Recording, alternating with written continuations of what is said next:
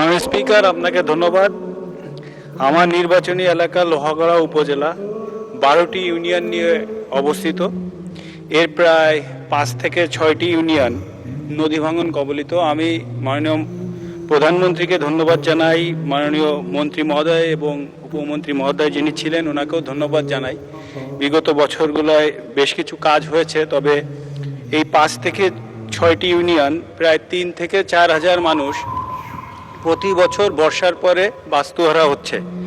তাই আমি মাননীয় মন্ত্রী মহোদয়ের কাছে প্রশ্নটি করতে চাই যে কোনো প্রকল্প গঠন করে আমাদের এই লোহাগড়া উপজেলার 5 থেকে 6টি ইউনিয়ন যে নদী ভাঙন আছে এটাকে রক্ষা করা সম্ভব কিনা। মাননীয় স্পিকার, আপনাকে ধন্যবাদ।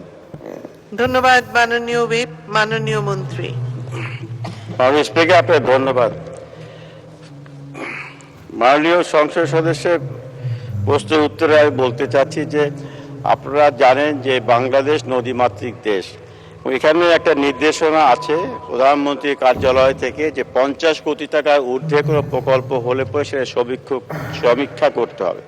সমীক্ষা করতে হয় এই জন্য, আমরা যদি সমীক্ষা না করে যদি তড়িঘড়ি করে আমরা প্রকল্প নিই, পরবর্তীকালে যদি সেই প্রকল্পটা টেকসই না হয় তখন কিন্তু আপনারাই বা জনসাধারণ বলবে যে পানি উন্নয়ন বোর্ডের প্রকৌশলীরা ঠিকাদারের সঙ্গে যোগ সাজসে কাজটা সঠিকভাবে না করার জন্য প্রকল্পটি টেকসই হয় নাই।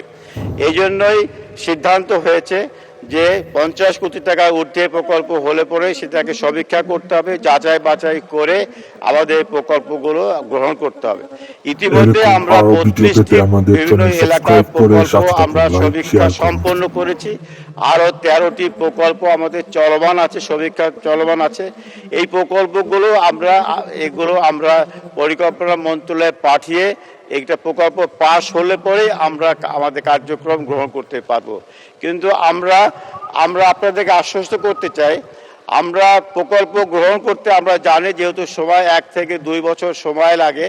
এই জন্য কিন্তু আমরা যাতে করে সেই সময় পর্যন্ত ওই এলাকা আরও ক্ষতিগ্রস্ত না হয় সেজন্য কিন্তু আমরা সাময়িকভাবে আমরা কার্যক্রম গ্রহণ করে নদী ভাঙনটা রক্ষা করে ওই এলাকার জনগণের যাতে করে দুর্ভোগটা কমাতে পারি সেই লক্ষ্যে আমরা কাজ করে যাচ্ছি।